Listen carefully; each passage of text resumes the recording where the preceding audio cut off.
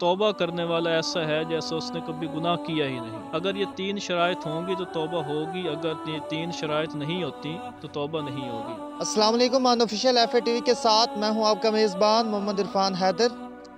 नाज़रीन, आज हमारे साथ मौजूद हैं हाफिज़ तैर अतारी साहब, लेक्चरर हैं गवर्नमेंट कॉलेज ऑफ टेक्नोलॉजी में। आज इनसे पूछेंगे कि एक गुनहगार बंदा अगर अल्लाह की तरफ आना चाहे तो उसे सबसे पहले क्या करना चाहिए। तो आइए चलते हैं, उनसे पूछते हैं। सर अस्सलाम। वालेकुम अस्सलाम, बहुत शुक्रिया इरफान साहब, बहुत अच्छा क्वेश्चन किया है। तो जब कोई गुनहगार बंदा अल्लाह की तरफ आना चाहे तो सबसे पहला जो स्टेप है वो ये है कि उसको तौबा करनी होगी।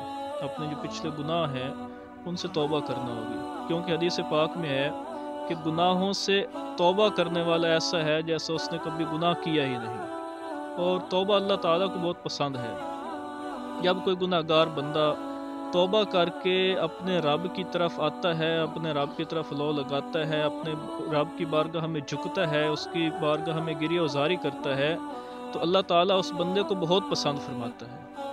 और तौबा ऐसा अमल है कि जिससे ना सिर्फ पिछले गुनाह मुआफ़ होते हैं बल्कि अल्लाह तबारक व ताला उन गुनाहों को नेकियों में तब्दील फरमा देता है। तो इमाम गज़ाली रहमतुल्लाहि ताला अलैह ने राह सलूक पर चलने वालों के लिए, जो अल्लाह की तरफ आना चाहें, जो अल्लाह की तरफ लो लगाना चाहें, उनके जो स्टेप्स लिखे हैं तो उनमें पहला स्टेप यही लिखा है कि सबसे पहले वो गुस्ल करे और उसके बाद तौबा करे, यानी अपने गुनाहों से माफ़ी मांगे। और तौबा की 3 शराइत हैं। अगर ये 3 शराइत होंगी तो तौबा होगी, अगर ये 3 शराइत नहीं होती तो तौबा नहीं होगी। तो पहली शर्त उसमें यही है कि जो जुर्म किया है उसका एतराफ़ करे कि अल्लाह मैंने फ़लाँ फ़लाँ गुनाह किए हैं, और दूसरा उस पर नदामत हो, शर्मिंदगी हो कि अल्लाह मैंने ये गुनाह किए हैं, मैं उन पर नादिम हूँ। और तीसरा स्टेप ये है कि आइंदा ना करने का अहद करे, अल्लाह ताला की बारगाह में ये अहद करे कि मैं आइंदा ये गुनाह नहीं करूँगा।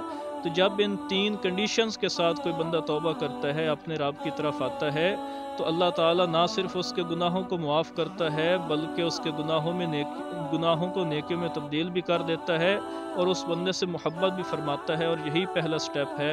कोई अगर गुनहगार अल्लाह ताला की बारगाह की तरफ आना चाहे, अल्लाह के साथ लो लगाना चाहे, तो उसको सबसे पहले तौबा करना होगी। अगर तौबा तैब हो गई है तो इससे आगे क्या रास्ता है कि हम अल्लाह की राह में जाएं। जी, दूसरी बात ये है, दूसरा स्टेप जो तौबा के बाद है वो ये होगा कि आपको इल्म हासिल करना होगा।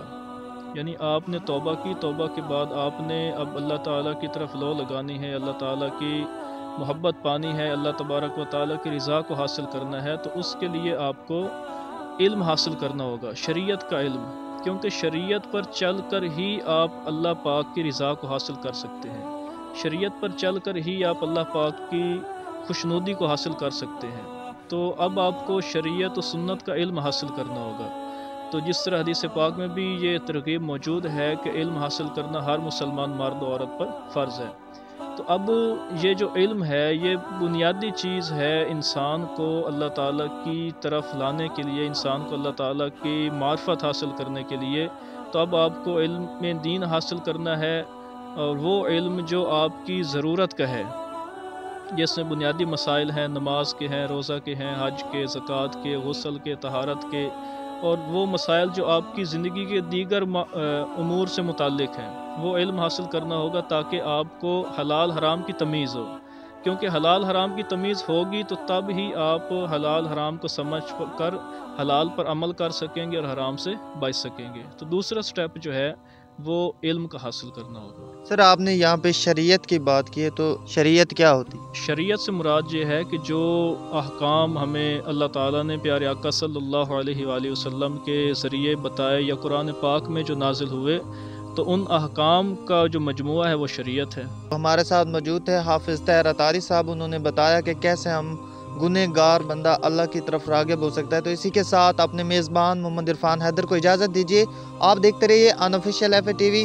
मिलते हैं नेक्स्ट वीडियो में। अल्लाह हाफिज़।